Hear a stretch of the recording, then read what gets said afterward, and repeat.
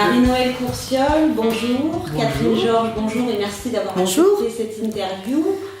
Vous allez faire la conférence au forum qui est prévu normalement le samedi, avec pour thème la vie et l'œuvre d'Allan Kardec. Et son message posthume. Donc on profite justement de cette année qui est l'anniversaire de la mort d'Allan Kardec pour présenter sa vie et puis sa vision futuriste d'une société et d'une planète spirit, telle qu'il l'avait souhaité, désiré, réfléchi et compris.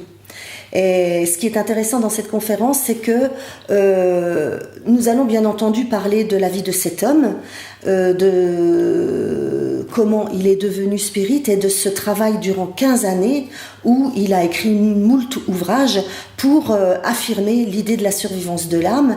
Mais nous allons rentrer aussi dans sa vie intime et plus rencontrer aussi l'homme, ainsi que la femme Amélie Boudet, son épouse, et qui l'a suivi tout au long de sa vie et qui est un soutien pour lui indéfectible.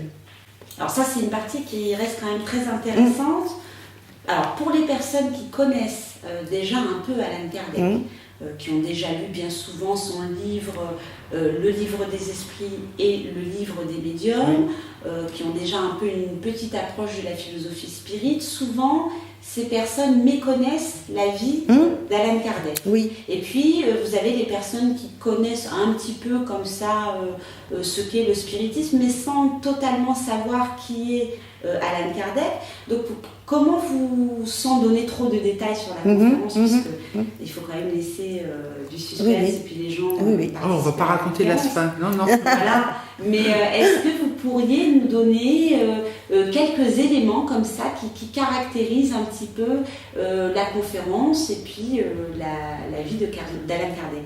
Alors ce qui est intéressant dans cette conférence-là, c'est que nous replongeons le public au XIXe siècle, puisqu'il y a bien entendu la vie d'Allan Kardec et de son épouse, mais également il y a tout le contexte politique et social. Et la vie d'Allan Kardec, bien entendu, se situe dans la société de l'époque. Donc nous faisons intervenir tous ces éléments qui vont rendre la conférence assez vivante, parce qu'on va découvrir comment les gens vivaient à l'époque, quels étaient leurs moyens de transport. Il faut savoir par exemple qu'Allan Kardec et Amélie Boudet ont fait de nombreuses conférences. Ils utilisaient le train à l'époque, qui n'était pas chauffé. C'était des banquettes en bois et le maximum de vitesse qu'avait le train était de 40 km/h. Donc vous imaginez à l'époque, pour vous rendre par exemple de Lyon à Lille ou de Lyon, je dirais, à Brest, il en fallait du temps. Donc toutes des petites anecdotes qui permettent de rendre vivante la vie de cet homme. Donc nous voyons bien entendu que cet homme à l'intérieur de cette conférence est le codificateur du spiritisme, mais nous lui donnons figure humaine, parce que nous ne le voyons qu'à l'intérieur du cimetière du Père-Lachaise face à une statue représentant son buste, et c'est vrai que sur les affiches il peut être quelque part un peu fermé. N'oublions pas qu'à l'époque il était interdit de sourire lorsque l'on prenait quelqu'un en photo. Donc ceci explique cela, parce que Monsieur Kardec est quelqu'un qui aimait la vie, qui aimait la culture, qui aimait aussi s'amuser, et comme il le dit lui-même, chez Rivaille, on faisait ripaille. Il aimait profiter de la vie, tout comme il aimait s'investir dans la survivance de l'âme. Et puis ce qu'on va retrouver aussi dans cette conférence, c'est comment il pratiquait le spiritisme à l'époque. Donc on va voir par exemple une journée type de Monsieur Kardec et de sa femme Amélie Boudet. Donc voilà, c'est des choses, voir comment il travaillait, quelles rencontres il faisait, comment il travaillait chez lui seul ou avec ses collaborateurs. Comment il gérait son temps. Donc c'est intéressant de regarder à la loupe ce personnage, parce que on le connaît au travers de ses livres, mais quand on aborde l'homme, on a un autre sentiment pour lui. La façon dont vous présentez cette conférence, avec à la fois la partie pratique, expérimentale, scientifique, et puis à la fois la partie vraiment présentation du personnage, dans sa psychologie et dans son quotidien, donne vraiment envie de découvrir ce personnage qui est Allan Kardec. Donc je suppose qu'à l'issue de la conférence, les gens vont pouvoir poser leurs questions. Bien sûr. La conférence, on l'espère fortement d'ailleurs. La conférence va durer à peu près 1h15, comme à chaque fois. Et puis ensuite, le débat va s'instaurer, qui pourra durer peut-être 1h30. Donc c'est en fonction de la volonté du public et du nombre de questions que la longueur du débat se fera. Oui, et puis même si on déborde un petit peu, c'est-à-dire Bien sûr. Si des personnes ont des questions, pas forcément sur le personnage d'Alain Kardec, mais sur la réincarnation, la médiumnité, ils pourront poser toutes leurs questions. Et voire même témoigner eux-mêmes s'ils ont vécu des phénomènes. Voilà. D'accord. C'est vraiment ouvert. On invite régulièrement le public à témoigner donc, de son vécu par rapport au spiritisme. Déjà pour savoir s'il y en a qui connaissent la philosophie spirit, s'ils connaissent Alain Kardec, de connaître les raisons qui ont amené les gens à venir à nos conférences et qui nous suivent, parce que beaucoup nous suivent de conférence en conférence. Et d'ailleurs, on espère qu'au forum, nous retrouverons à Nancy, en tous les cas, le public que nous avons aussi aux conférences qu'on présente tout au long de l'année. Alors justement, ça m'amène à vous poser une question à toutes les deux, question que j'ai déjà posée à Jacques Pécal. Je lui ai demandé quelle était la différence entre les conférences faites régulièrement par le Cercle Alain Kardec dans toutes les antennes de France, avec ce forum qui a l'air très particulier. Alors je vous pose la question parce que chacun aussi a sa façon de vivre ce forum qui se tient sur 2 jours. C'est intéressant d'avoir aussi également votre réponse à toutes les deux. Ce qui fait la différence par rapport à une autre conférence, c'est que cette année, nous fêtons le 150e anniversaire du décès d'Alain Kardec. Ça n'arrive pas quand même très souvent. Donc cette conférence est particulière et puis elle se déroule à l'intérieur d'un forum de 2 jours. Ça signifie que le public, voire même les personnes qui vont se rendre à notre forum, vont pouvoir discuter avec nous déjà en amont. Ils vont découvrir différents ateliers, avoir le temps de poser leurs questions, de nous rencontrer et ensuite faire la même chose à la fin de la conférence et du débat. On va prendre le temps sur 2 jours de découvrir les gens, que eux nous découvrent et qu'au travers de nous, ils découvrent l'idée spirit. La véritable idée spirit.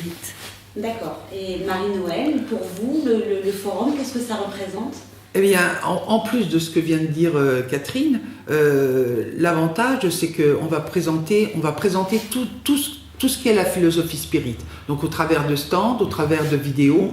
Donc, là, il va y avoir un échange, parce que quand on va présenter les vidéos, c'est sur des thèmes précis comme la médiumnité, la réincarnation, l'art-thérapie, la thérapie spirit, et puis l'art aussi en général. Il va y avoir une exposition. L'histoire du spiritisme. L'histoire de notre cercle. Oui. Donc on va pouvoir présenter tout ça. Comme l'a dit Catherine, on va avoir le temps. Le temps de pouvoir développer, le temps de pouvoir échanger avec les gens qui vont pouvoir nous poser toutes leurs questions.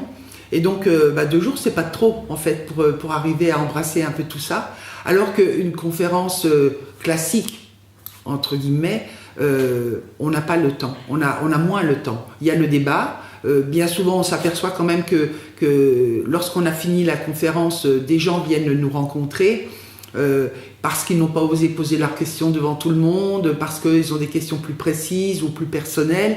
Le plus souvent on est pris de court par le temps parce qu'on doit rendre la salle, on a des horaires très précis, très nets. Donc voilà ce qu'un forum peut nous permettre, c'est justement d'aller peut-être plus en profondeur dans divers thèmes et de passer du temps avec les gens, de les connaître. Et puis en même temps, on espère pouvoir les voir poursuivre ce forum en nous retrouvant lors de nos conférences à Nancy. C'est une façon aussi de nous faire connaître de plus en plus et puis d'attirer les gens pour nous, pour qu'ils puissent connaître la philosophie spirit, parce que tout le monde a le droit de savoir qu'on continue de vivre après la mort et qu'on peut se manifester après notre mort auprès de médiums. Ça, c'est super important. Alors là, moi, je vais vous demander un dernier mot, le mot de la fin, en quelque sorte, pour les personnes qui vous suivent toutes les deux, que ce soit à travers vos conférences ou à travers vos articles dans la revue. Si vous aviez quelque chose à leur dire, qu'est-ce que vous leur diriez ? Si ces personnes nous connaissent déjà, on peut que leur dire à bientôt, parce qu'on a fait il n'y a pas longtemps une conférence sur Nancy, ce n'était pas nous mais des amis à nous spirites, et les habitués savent qu'ils vont venir, ils nous ont dit qu'ils allaient venir nous voir durant ces 2 jours. Par contre, à des gens qui ne connaissent pas la philosophie spirit, qui en ont une idée un peu préconçue, qui se limitent à une table tournante, eh bien, venez découvrir. venez vous informer, passez un bon moment et vous ne serez pas déçus parce que tous les préjugés que vous avez pu avoir sur le spiritisme vont s'effacer pour faire naître en vous une vision différente de la survivance de l'âme. Moi, je dirais que effectivement la philosophie gagne à être connue en tous les cas, et que plus on aura de personnes qui s'intéresseront à la philosophie spirit telle que M. Kardec l'a enseigné en son temps et continue de nous l'enseigner aujourd'hui, on est loin des tables tournantes que certains peuvent connaître, ou du verre, ou du Ouija avec le verre, etc. On est dans une étude sérieuse, philosophique et scientifique à la fois, et tout le monde a le droit je me répète, je suis désolée, tout le monde a le droit de savoir qu'on continue de vivre après la mort et qu'on peut aider nos morts aussi. Moi, je trouve que c'est très important et je ne suis pas la seule à le penser. Et donc, plus les gens viendront nous voir et plus je pense qu'une porte s'ouvrira pour eux vers le monde de l'au-delà et vers la vie aussi, le sens de la vie, pourquoi on est incarné, pourquoi on vit nos vies actuellement et qu'est-ce qui nous arrivera demain. Moi, je pense que c'est essentiel pour le sens de la vie pour chacun d'entre nous, surtout dans des sociétés un peu compliquées, un peu difficiles chez nous, mais aussi dans d'autres pays. Et je pense que c'est vraiment très, très important de savoir qu'on est des esprits avant d'être des hommes de matière. Parce que le spiritisme, donc la communication avec les esprits, nous révèle d'où nous venons, pourquoi nous sommes ici sur Terre aujourd'hui et où nous irons après notre mort. Donc c'est le sens de la vie, on ne se réincarne pas parce qu'il faut se réincarner, on se réincarne pour évoluer. Donc pour la plupart d'entre nous, avec des objectifs qu'on remplit ou qu'on ne remplit pas, puisque nous sommes libres, nous avons le libre arbitre. Et donc quand on a la chance d'être spirit, on a la chance d'avoir accès justement à tous ces choix qu'on a pu faire pour nous orienter, pour mieux nous diriger vers ce quoi on est destiné. Et donc en fait, ce droit-là que nous possédons, que nous vivons aujourd'hui, tout le monde a ce même droit. Donc c'est important de diffuser, d'expliquer aux gens qui sont pas là par hasard, qu'ils ont sans doute décidé certaines choses d'orientation dans leur vie et qu'ils ont un guide, qu'ils peuvent parler à leur guide, qu'il est présent autour d'eux et que les personnes chères à leur cœur qui ont disparu sont toujours là, qu'on peut penser à elles, qu'on peut parler avec elles et qu'on peut les aider aussi lorsqu'elles ne vont pas bien. Donc ça, tout le monde, chaque être humain a le droit de savoir ça. Et en plus, le spiritisme consolateur, comme vient de le dire Marie-Noëlle, parce que avoir des nouvelles de ses proches et savoir qu'ils continuent de vivre casse les tabous de la mort. Oui. Ça, c'est vraiment très, très important. On a une autre vision de la mort à partir du moment où on réfléchit la philosophie spirit. Eh bien, Marie-Noëlle Courciol, merci. Catherine Georges, merci également d'avoir répondu à mes questions.